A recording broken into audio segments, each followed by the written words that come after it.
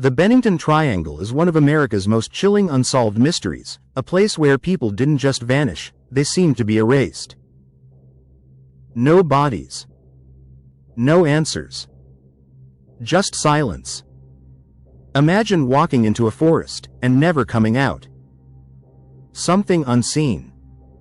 Not because you got lost, but because something took you. Something that leaves no trace. In the quiet, wooded mountains of southwestern Vermont lies an area that locals have feared for decades. It stretches across Glastenbury Mountain and the surrounding wilderness, a region now infamously known as the Bennington Triangle.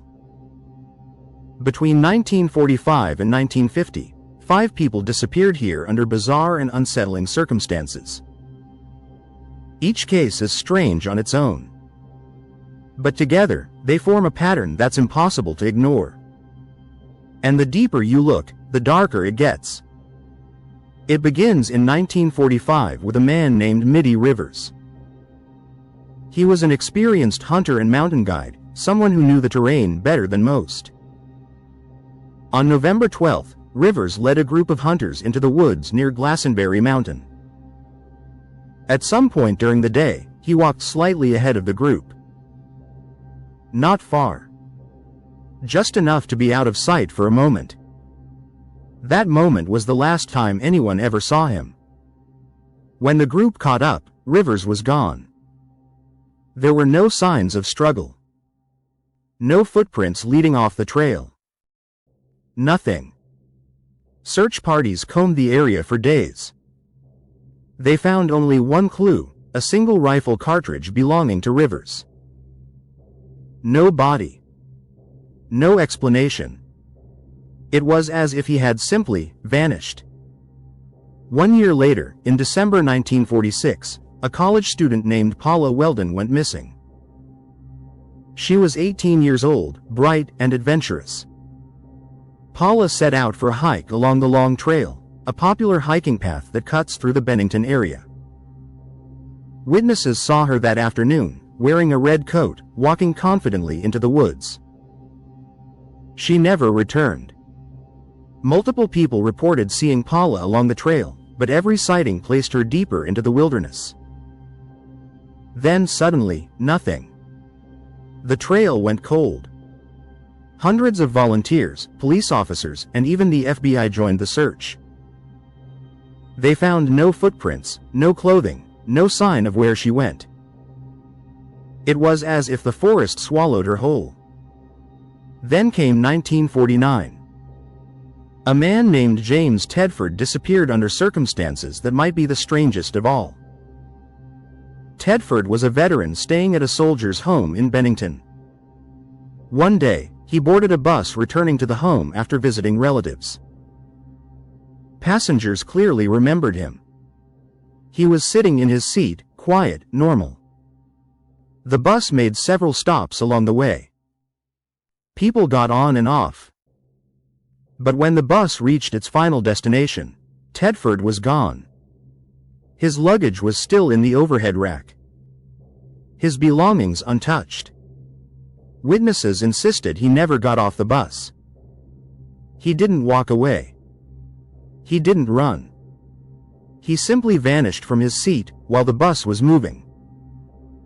Around that same time, in October 1950, 8-year-old Paul Jepson disappeared from a farm near the area. His mother had left him briefly to tend to animals. When she returned, he was gone.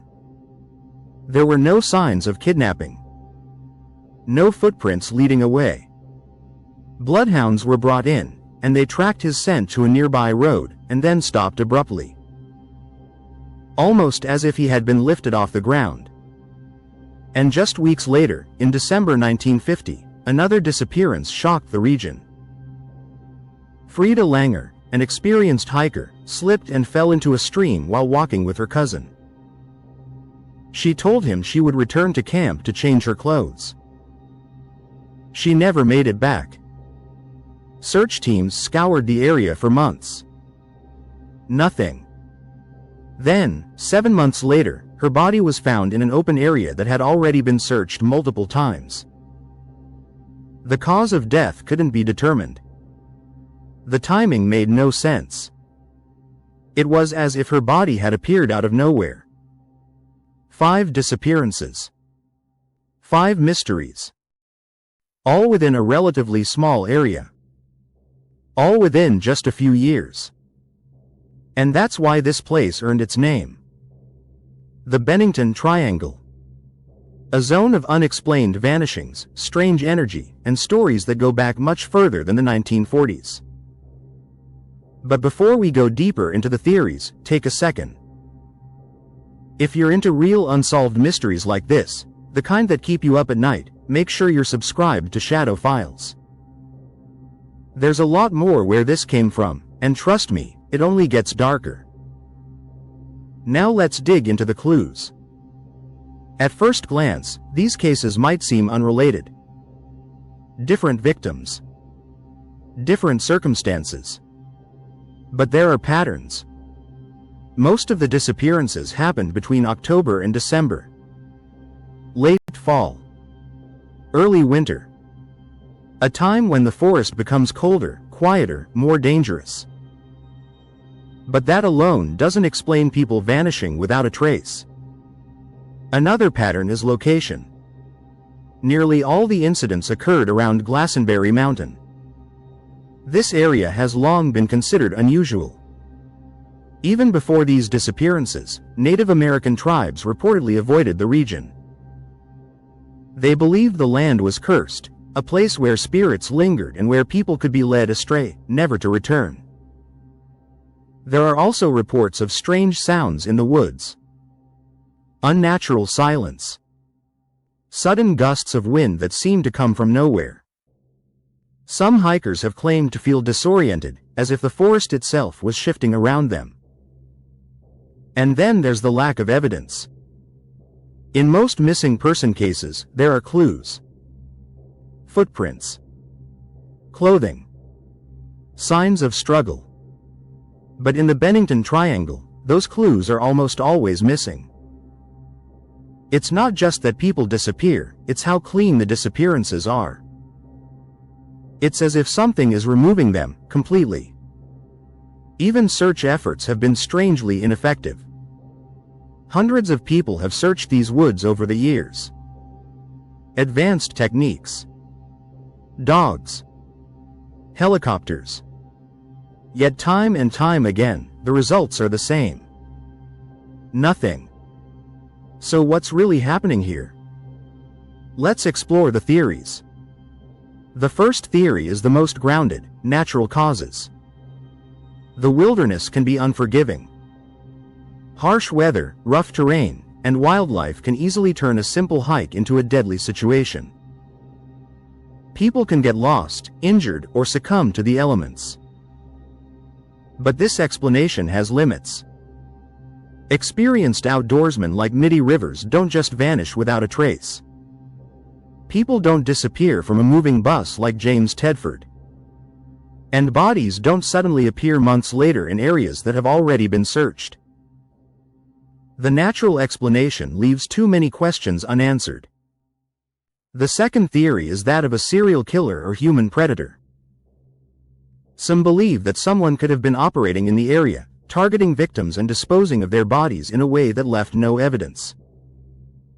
It's a chilling thought, but again, there are problems. The victims were very different. A child, a hunter, a college student, an elderly man.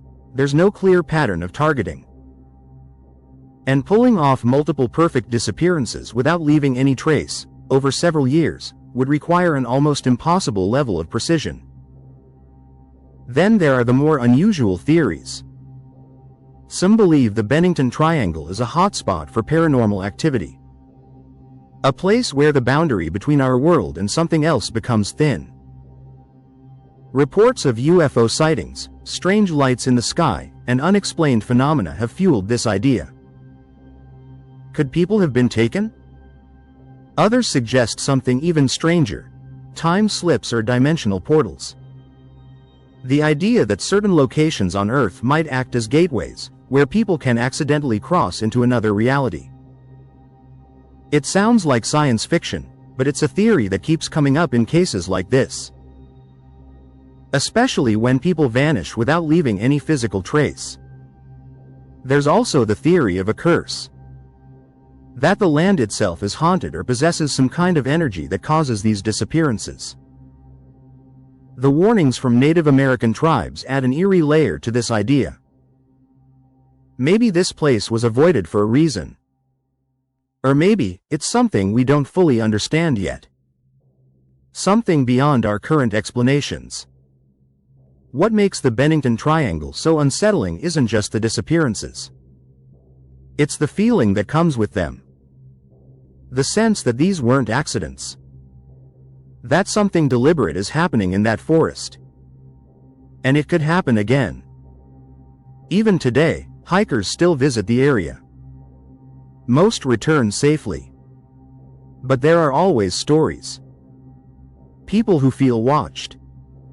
People who hear footsteps behind them, when no one is there. People who suddenly lose their sense of direction, even on marked trails. It's as if the forest is alive. Waiting. So what do you think? Is the Bennington Triangle just a series of tragic coincidences? Or is there something deeper, something hidden in those woods that we're not meant to understand? Because 5 people walked into that area and never came back. No answers. No closure. Just a mystery that refuses to fade. If you enjoyed this deep dive into one of America's most haunting unsolved cases, make sure to like the video and subscribe to Shadow Files. And let me know in the comments, what's your theory? Natural causes, human involvement, or something beyond explanation? Until next time, stay curious. Stay cautious. And remember, some places don't let you leave.